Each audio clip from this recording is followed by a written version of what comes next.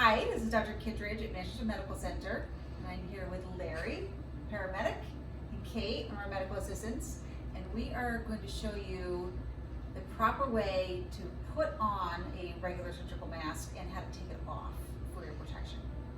So there are changing recommendations of when to wear a mask in public, and we're probably going to see in the upcoming days and weeks, and I wouldn't be surprised if it's a recommendation to be wearing a mask in public as we start to reopen businesses and until we get a handle on coronavirus lifelong, like with vaccinations and medications.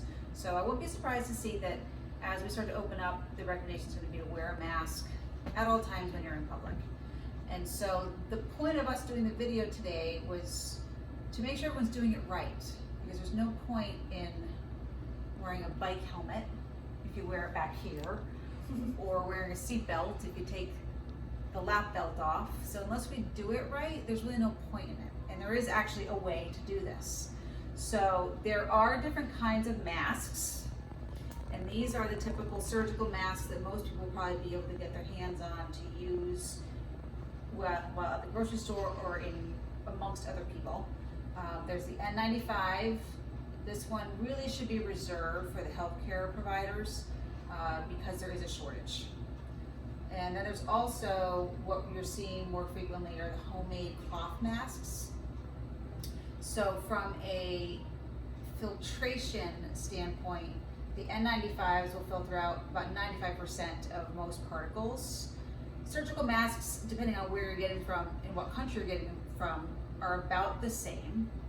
And then our cloth masks are about 75%, filtration.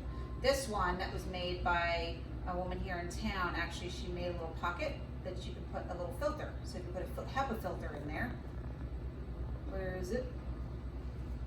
There it is. You put a HEPA filter, so you get even more capture. So the cloth masks really are fine for everyday wear, but if you're around someone sick or someone else is sick, or you yourself are sick, I would go with a regular surgical mask.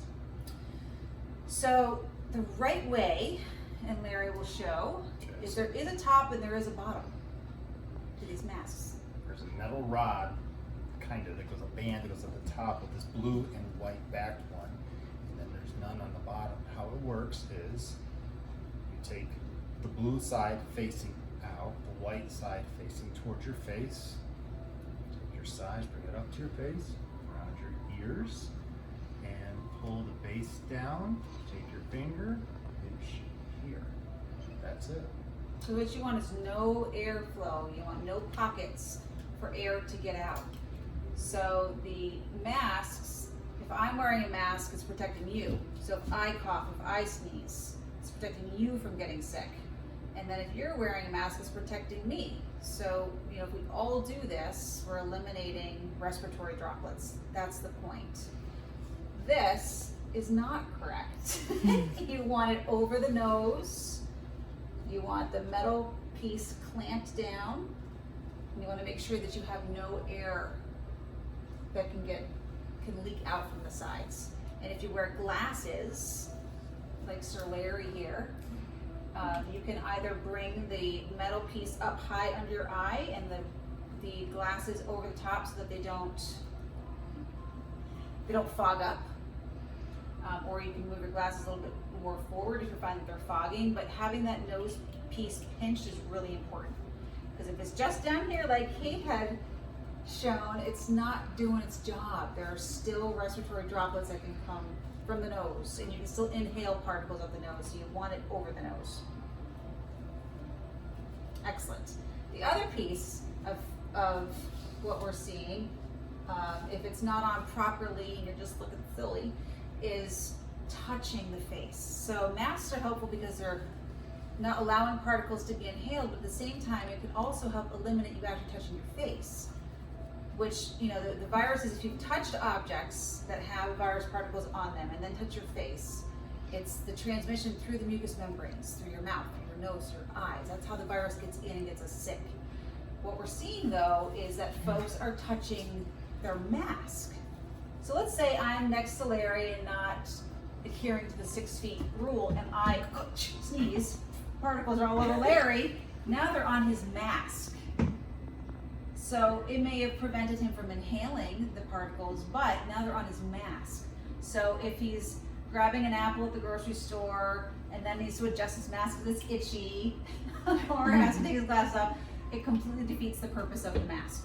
So once you have it on, don't touch it, because you're going to re-inoculate yourself, you're going to contaminate yourself, and you're just going to get yourself sick. So the mask has become pointless at that point.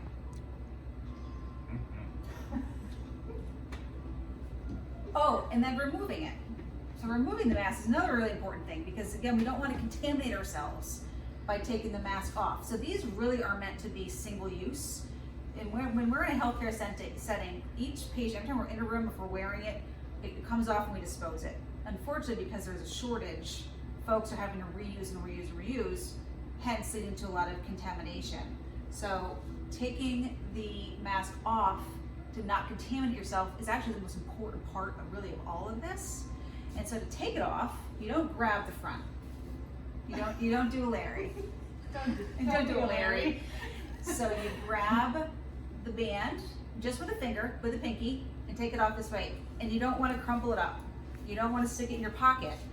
If you have to reuse it, either use a Tupperware dish that you can put it down in a Tupperware dish, that you can seal it, or if you can hang it somewhere so that you're not touching where all the particles have been. If you can hang it somewhere, put it in a Tupperware dish, something of that nature, if you have to reuse it. And then if you have to reuse it again, don't touch the face part, just put it on with the bands around your ears. Cleaning, whoop, that would be thrown away. Cleaning the face mask, the regular cloth masks can be washed with like a touch of bleach and soap. You can hand wash them. These probably withstand a washing machine. Am I boring you? No. Okay. I'm just gonna go with a blurb of bleach. Blurb of bleach. A blurb of Or bleach. the face mask, you can either do like a hydrogen peroxide spray or even a hydrogen peroxide bath, I suppose, but they may break down over time. So if you can't just eliminate it, throw it away, either hydrogen peroxide or bleach are really the best things to use. UV boxes are also an option, although those are also hard to get, but UV light will also kill viruses. So that's also an option. Any other thoughts? There is also a similar product that is white and white. So how to put those on correctly is going to be based on the seam. You're still going to use the metal bar at the top, but the difference when you have a white front and a white back is this part of the mask will be on the outside this time, brought to your face. That's the difference when you have a white front mask that is designed like this. Very good. And normally with a beard, well, Larry grew this one since noon, so we can't Yeah, fault Larry. sorry. But normally the My redneck traits. N95s won't work properly with a beard, and we actually, when you're working in a healthcare setting, you get fitted for those N95s to make sure that there are no leaks and that they are on properly. So let's do it right, otherwise don't do it at all, because we don't want you to get contaminated, and nor do we want to contaminate more of the community. Be safe, Manchester.